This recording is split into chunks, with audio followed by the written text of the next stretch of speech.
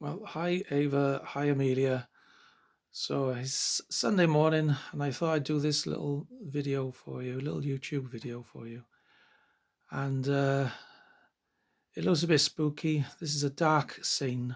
I've switched the overhead light off, and we're looking at the corner of the railway where the colliery is, and a little village.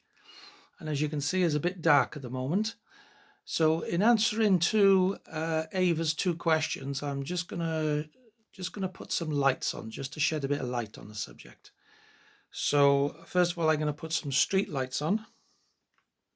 So watch carefully and see if you can see where they are.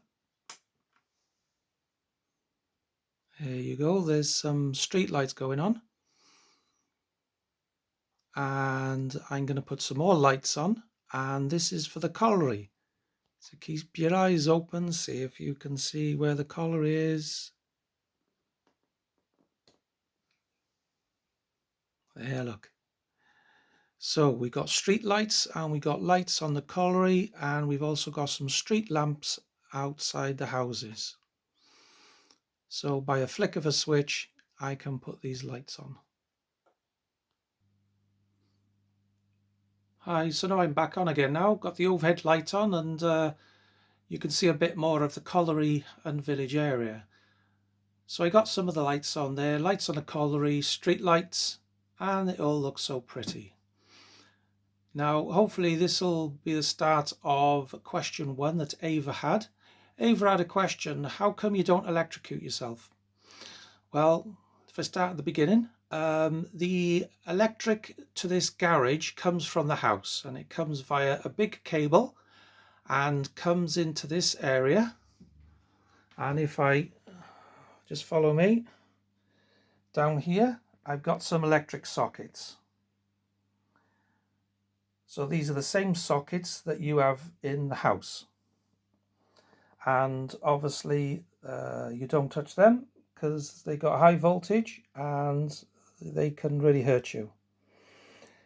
So the reason why I don't get electrocuted is obviously because I know a bit about electrics and I am careful. Always read the instructions when you buy something. And for many years I did some electrical installation where I actually installed fuse boxes, I channeled wires through houses, connected cables. I also went to college to do some electrical work, so I feel I'm confident enough to do this. But this is something that you should not do. And I say again, this is something that you should not do unless you are qualified and trained to do so. So the reason why I'm not electrocuted. So the electric comes into the garage by those sockets, and what we have is I've got a socket that says fan, but it's not fan. So I should cross that out and I should put transformer, because that is connected to one of many transformers I've got. Okay, so these big boys here, these are called transformers. So what they do, they transform a higher voltage to a lower voltage. So hopefully that makes a bit of sense. So it just reduces the voltage. Now I have something here that you may have seen, or your mummy might have around the house. So this is obviously 3 little AA batteries, and you've got some lights. And when you switch it on, they light up all pretty colours. Okay, so you're not going to electrocute yourself on these because this is a very low voltage, and the voltage is stored in these little batteries. When you put the batteries together, you can get electricity, a small amount of electricity, a low voltage to these little teeny lights. Okay, now going forward, I've got exactly the same thing here. This is connected to those lights on the colliery. So switch them off, switch them back on. So all those lights are low voltage. You can't really hurt yourself with them because they are a low voltage. The same as the lamps down there, they're all low voltage, usually 3 volts or 6 volts, very low voltage. Okay, now this transformer is a bit more powerful, and that's why they've got controls. So the control is in the off position there, so the more I turn it up, the higher the voltage that runs through the tracks. Now, if you remember in one of the other videos, I was talking about a positive and a negative. So let's go to here. This is the one I did in my last video, where I had a brown wire that's live and the blue wire that's negative. So what you have is you have a positive supply to that track and a negative supply to that track. You have to keep them separate. You can't put a nail across it, otherwise it will short circuit and it will stop working. So one rail is positive and the other rail is negative. Now you need that, as all electric needs a positive and a negative. So when I have a train, a locomotive like this, that will move when I turn up the transformer. So there you go. It should do. If I turn it on, that is. So let's turn the transformer on. And the more I turn up the power on the transformer, the engine will move. See that?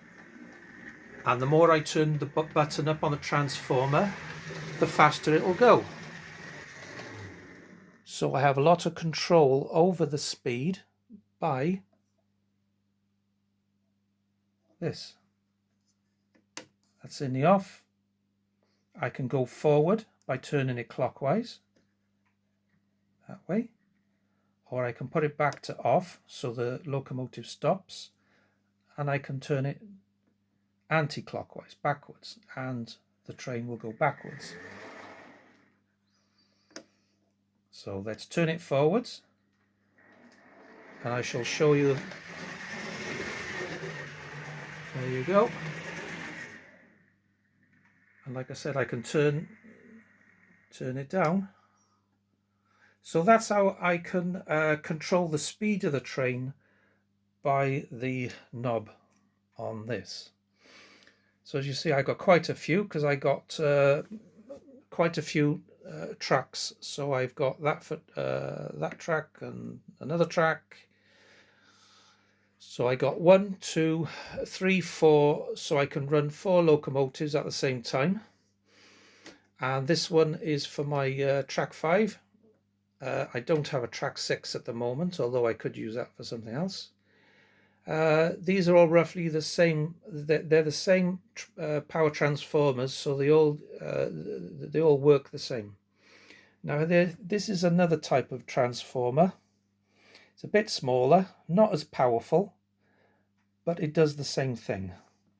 You've got your forward, reverse, your off, and as you increase the speed, the engine will go faster and faster. And when you want the engine to go slower, you just turn it down. So you won't get electrocuted on these because they are a much lower voltage than your household voltage, because it's a transformer. And what did I say a transformer does? It transforms a high voltage to a lower, more manageable voltage.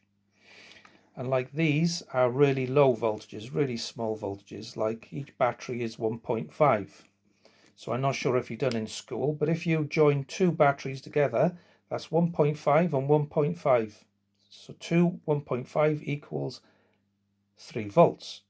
And if you add another one, that becomes 4.5 volts. So you can increase your voltage by adding more batteries. And then you've got something like this that is really, really small. You know what this is, don't you, Ava? See? You just switch that on and you get a pretty little glowing flame. Now in there is a teeny, what they call a cell button. That's a really small amount of electricity. You're not going to get electrocuted on that either. Okay, but like I said, all electricity, you've got to be careful with electricity, because electricity can harm you and is not the sort of thing that you play around with. Okay, I can help you, or you can read books, you can ask mummy, but basically it's the sort of thing that you don't play around, because you can harm yourselves. And like I was saying about these electric sockets, are the same as what you have in your house. These have high voltage, so this is the sort of thing you do not want to stick your finger in the sockets. You do not want to stick anything inside them, or you may electrocute yourself. So that's something that you do not play around with. All right. You have sockets, and coming up to Christmas, I think you've already got your Christmas lights up. So no doubt your Christmas lights will be connected to a plug, and your plug will go in a socket, and you'll have a switch, and when you switch it on, your Christmas tree lights will come on. Or you may have other things, like you may have a socket for your fan, a socket for your light. You might have a socket to charge up your mobile phone.